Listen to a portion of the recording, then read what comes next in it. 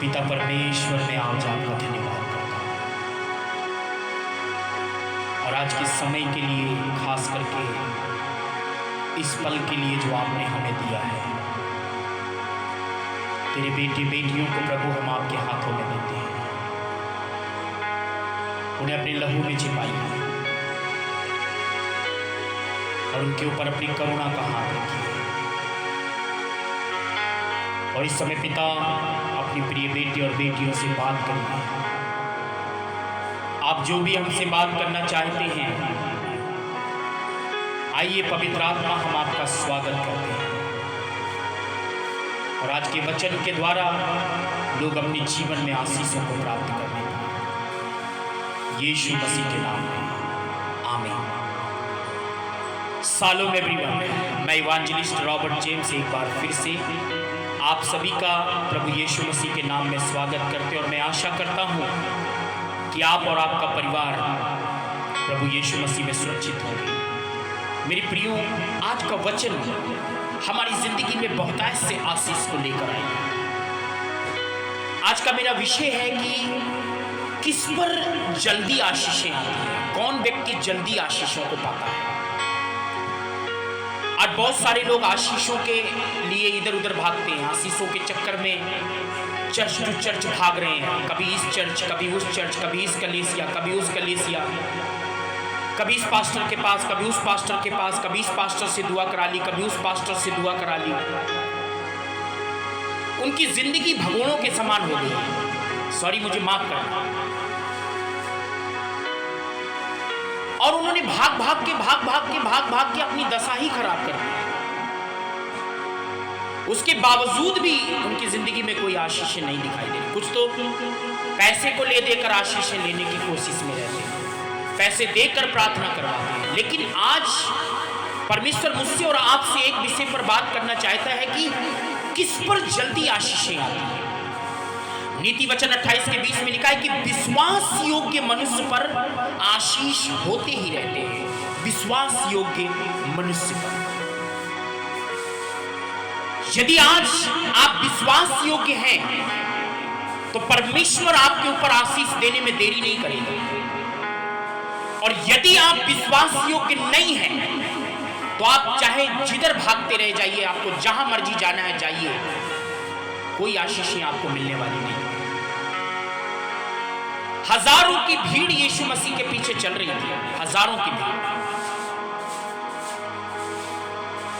और उसी भीड़ में से एक स्त्री जिसको लहू बहने की बीमारी थी, और उसने यीशु के वस्त्र को छुआ और उसी समय चंगी हो गई। यीशु ने पूछा, किसने मुझे छुआ? तो चेलों ने कहा, इतनी भीड़ है, कोई भी तुझे छू सकता है। उसने कहा, नहीं, किसी ने मुझे स्पेशल छुआ है, विश्वास योग्यता से छुआ है, क्योंकि सामर्थ मुझ में से निकल कर गई है। एक विश्वास योग्य व्यक्ति ही अपनी जिंदगी में बहुतायत की आशीषें पा सकता है, और अविश्वास और भगोड़ा और इधर उधर भागने वाला ऐसा व्यक्ति अपनी जिंदगी में कोई आशीषें नहीं प्राप्त कर सकता। भजन संहिता 12 के 1 में लिखा है, मनुष्य में विश्वास योग्य मर मिटे हैं, मर मिटे हैं। आज मनुष्य में तो कोई विश्वास योग्य मिलेगा नहीं आपको। कुछ समय इस पास्टर के साथ में रहते हैं और फिर जब उनसे मन भर जाता है तो उस पास्टर के पास चले जाते हैं, फिर जब उनका मन भर जाता है तो दूसरे पास्टर के पास चले जाते हैं, फिर उधर से मन भर जाता है तीसरे पास्टर के पास चले जाते हैं। मनमौजी हैं, अपने मन के अनुसार जीने वाले लोग हैं और अपने मन के अनुसार चलते हैं। वो किसी की नहीं सुनते। विश्वासी लोगों के लिए परमेश्वर का क्या वायदा है? विश्वासियों के लोगों के प्रति परमेश्वर का कुछ वायदा भी है। क्या वायदा है? भजन संहिता 31 के 23 में लिखा है, विश्वासियों के लोगों की परमेश्वर रक्षा करता है। सुनिए, जो विश्वास योग्य लोग हैं उनके प्रति परमेश्वर विश्वास योग्य रहेगा और उनकी रक्षा करेगा। जो विश्वास योग्य नहीं है उनके लिए परमेश्वर क्यों रक्षा करेगा और उनके प्रति क्यों परमेश्वर विश्वास योग्य रहेगा? भजन संहिता 33 के 4 में लिखा है, यहोवा का काम विश्वास योग्य होता है। जो परमेश्वर काम करता है ना, वो विश्वास योग्य होता है, लेकिन जो आज मनुष्य करता है उसके काम में कोई विश्वास योग्यता नहीं पाई जाती।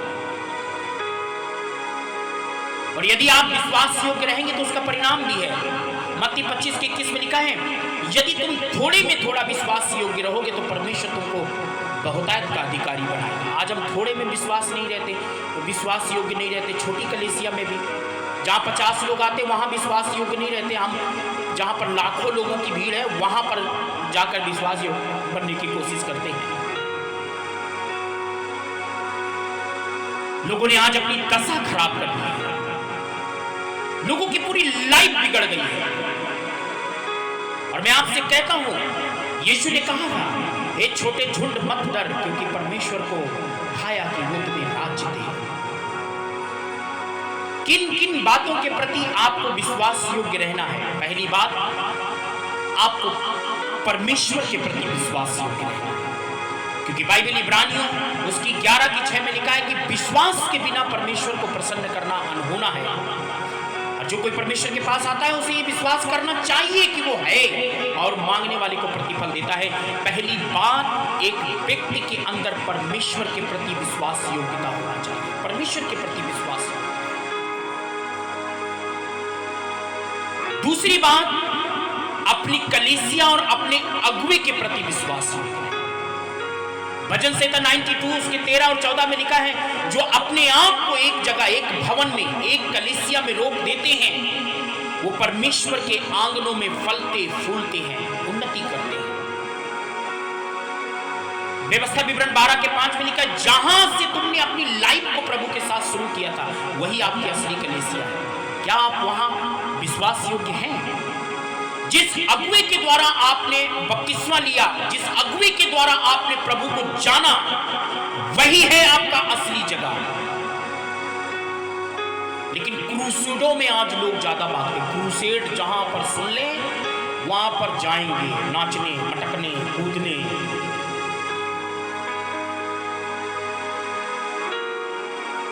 इब्रानियों 13 के 7 में लिखा है, जो तुम्हारे अगुवे थे उनको स्मरण रखो। और 17 में लिखा है, अगुवे के अधीन रहो और उनकी आज्ञा मानो। क्या हम अपनी कलीसिया में विश्वास योग्य हैं? क्या आज हम अपने अगुवे के प्रति विश्वास योग्य हैं? जिस कलीसिया से आपने अपनी लाइफ शुरू की, नहीं नहीं नहीं नहीं नहीं जी, वो पास्टर साड़ा चंगा नहीं था, वो पास्टर हमारा बड़ा ठीक नहीं था, वो पास्टर ठीक नहीं है। तुम ठीक हो? तुम्हारा दिमाग ठीक है?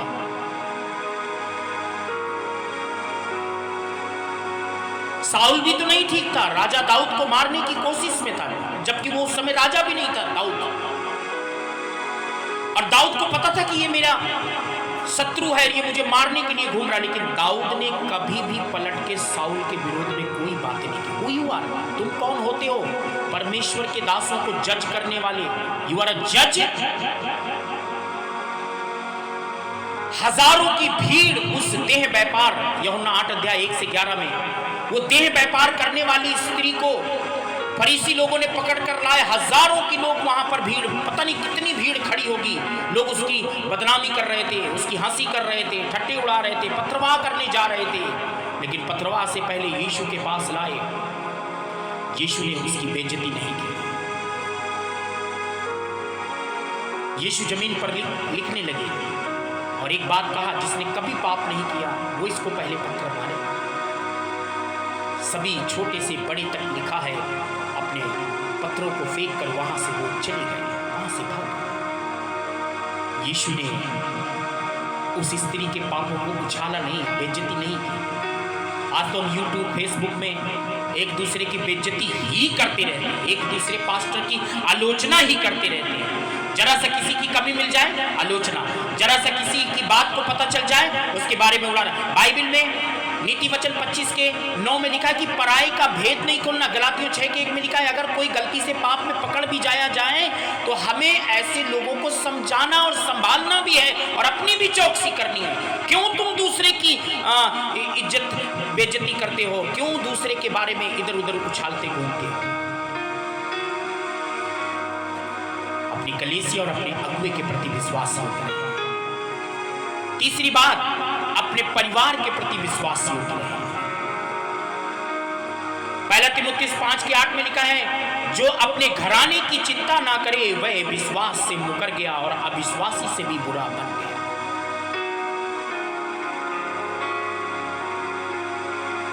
आपका परिवार, उसकी आप चिंता करें, उसकी देखरेख करें, उसके प्रति विश्वास योग्य रहें। पत्नी के प्रति, पति के प्रति, बच्चों के प्रति, माता पिता के प्रति विश्वास योग्य रहना चाहिए,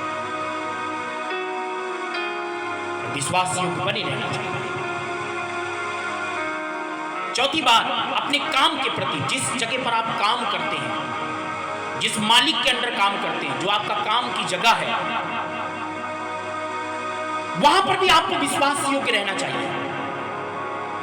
यूसुफ के बारे में ऐसा लिखा है, उत्पत्ति उसके 39 अध्याय को जब आप पूरा पढ़ेंगे, लिखा है कि पोतीफर के घर में रहकर यीशु वहां पर विश्वास योग्यता से काम करता था, और बाइबल में लिखा है परमेश्वर उसके साथ था और उसके कामों को बढ़ाता चला गया। अगर आपका काम चाहे छोटा हो बड़ा हो, आपका बिजनेस चाहे छोटा हो या बड़ा हो, आपका कार्य चाहे वो छोटी दुकान हो बड़ी दुकान हो, इससे कोई फर्क नहीं पड़ता। छोटी फैक्ट्री है बड़ी फैक्ट्री है, क्यों ना भले ही आप चाहे रिक्शा ही चलाते हो, ऑटो ही चलाते हो, आप उसके प्रति विश्वास योग्य रहें, परमेश्वर आपको उसी काम में इतना सफल कर देगा आप सोच नहीं सकते। पांचवी बात, अपने धन के प्रति विश्वास योग्य रहें। नाजायज पैसा मत खर्च करें, अननेसेसरी पैसों को खर्च करने की आवश्यकता नहीं है। आज लोग दान चंदे की इसीलिए तो बात करते रहते हैं, मैं दान चंदे की बात नहीं करता। आप ईमानदारी से हर महीने की अपनी पगार का 10वां अंश के प्रति भी विश्वास योग्य रहिए। बस आप 10वां अंश के प्रति विश्वास योग्य रहिए और परमेश्वर आपके प्रति विश्वास योग्य रहेगा। और बाइबल के अंदर लिखा है, आज कई लोग कहते हैं कि हमने चंदा रखा है, चंदा रखा है ना, दिया तो नहीं है ना। तुम्हें कोई चीज खरीदनी होती तो झट खरीद लेते हैं, तो तुम तो कहते हम रखा है। रखे रहने से क्या फर्क पड़ता है? उसे ले जाके परमेश्वर के दास को जो 10वां अंश है उसे देकर प्रार्थना करा लो, क्योंकि बाइबल में लिखा है, मैं तुम्हारे नाश करने वालों को भूल दूंगा। आज परमेश्वर मुझसे और आपसे ये चाहता है कि हम विश्वास योग्य बन जाएं, और आज विश्वास योग्य ना होने के कारण आज उनकी जिंदगी में बीमारी नहीं जा रही है, परेशानी नहीं जा रही है, कष्ट नहीं जा रहे हैं, तकलीफें जा नहीं रही उनको छोड़ के। उनकी जिंदगी में बीमारियां बनी हैं, तकलीफें बनी हैं, परेशानियां बनी हैं, डिप्रेशन है, तनाव है। क्यों? भाग भाग के उन्होंने अपनी लाइफ सुधार ली। कभी इससे हाथ रख के प्रार्थना करा ली, कभी यहां हाथ रख के प्रार्थना करा ली, कभी वहां हाथ रख के प्रार्थना करा ली। स्टॉप दिस नॉनसेंस थिंग्स, बंद करें इस बेवकूफी वाले काम को और अपनी कलीसिया में विश्वास योग्य रहें, परमेश्वर के प्रति विश्वास योग्य रहें, परिवार के प्रति विश्वास योग्य रहें, अपने पैसों के प्रति विश्वास योग्य रहें, अपने काम के प्रति विश्वास योग्य रहें, और तब देखें परमेश्वर भी आपके प्रति विश्वास योग्य रहेगा। परमेश्वर इन वचनों के द्वारा आपको आशीष देने पाए। पिता परमेश्वर, हम प्रार्थना करते हैं एक एक लोगों के जीवन में पिता ये वचन काम करे और इनके अंदर विश्वास योग्यता आ जाए, यीशु मसीह के नाम में, आमीन।